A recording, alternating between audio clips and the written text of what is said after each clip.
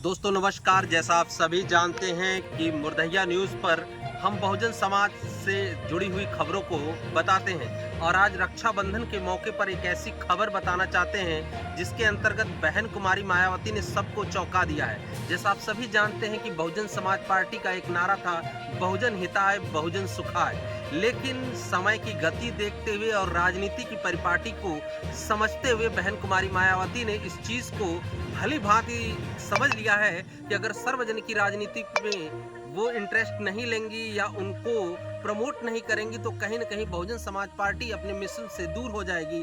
इसलिए बहन कुमारी मायावती ने एक ट्वीट किया है जिसके अंतर्गत उन्होंने रक्षाबंधन की बधाई पूरे देश को दी है कि ये भाई बहन का बहुत ही पवित्र त्योहार है और उसकी गरिमा बनाए रखने के लिए उन्होंने जनता से गुहार लगाई और शुभकामनाएं भी दी हैं। और 2002 में जब उत्तर प्रदेश में बहन जी मुख्यमंत्री बनी थी तो उस दौरान की एक फोटो भी वायरल हो रही है जिसमें बहन कुमारी मायावती ने भारतीय जनता पार्टी के वरिष्ठ नेता लालजी टंडन को राखी बांधी थी। और ये राखी कोई मामूली राखी नहीं थी दोस्तों, ये राखी चांदी की राखी थी।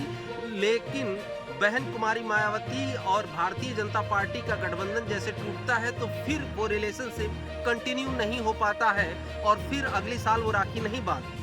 ये अलग बात है कि बहन कुमारी मायावती ने पूरे देश को राखी की बधाइयाँ दी हैं, रक्षाबंधन की बधाइयाँ दी हैं, लेकिन स्वयं अपने घर में उन्होंने अपने भाई को राखी बांधी या नहीं बांधी इस बात की कोई पुष्टि हम नहीं करते।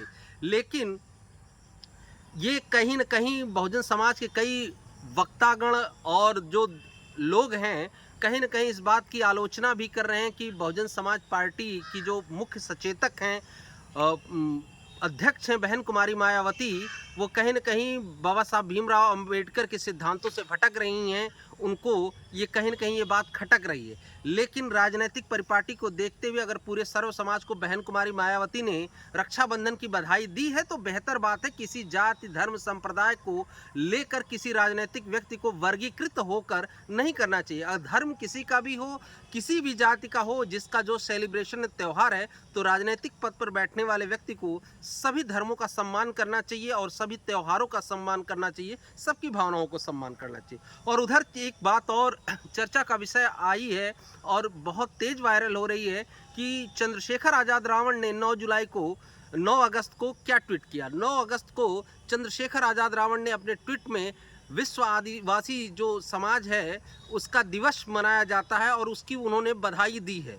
जोहार समाज को, आदिवासी समाज को उन्होंने बधाई दी है क्योंकि इस दिन को आदिवासी समाज अपने गौरव के रूप में सेलिब्रेट करता है। उसकी बधाई चंद्रशेखर आज़ाद रावण ने दी है। तो कहीं न कहीं दोनों लोगों की विचारधाराएं एक ही रास्ते पे मंजिल पे जाती हैं क्योंकि चंद्रशेखर आज़ाद रावण हो चाहे बहन कुमारी मायावती, दोनों नेता बहुजन समाज के लोगों का भला करना चाहते, दलित पिछड़े वंचित अल्पसंख्यक का भला करना चाहते, उनको राजनीतिक गद्दी पे पहुंचाना चाहते हैं। लेकिन दोनों नेताओं की टकरार इतनी ज़्यादा है कि वो दोनों एक दूसरे में कभी मर्ज नहीं हो सकते। लेकिन जो बहुजन चिंतक हैं, बहुजन मीडिया पे काम करने वाले लोग हैं या जितने भी राजनीतिक सूझबूझ रखने वाले लोग होंगे, अगर उनकी राय ली जाए, सलाह ली जाए तो सभी लोग ये चाहते हैं कि बहुजन समाज पार्टी की प्रमुख नेत्री बहन कुमारी मायावती और चंद्रशेखर आज़ाद रावण अगर साथ एक मंच पर आएंगे तो कहीं न कहीं बहुजन समाज की जो आवाज़ है वो बहुत ही प्रबल रूप से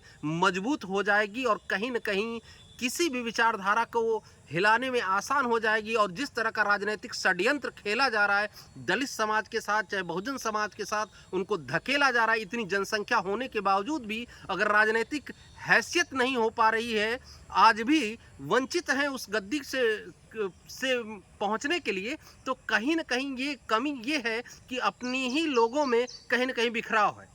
आप अपनी प्रतिक्रिया जरूर लिखिए कि क्या आप बिल्कुल चाहते हैं कि चंद्रशेखर आज़ाद रावण और बहन कुमारी मायावती एक साथ एक मंच पर आकर राजनीति करें।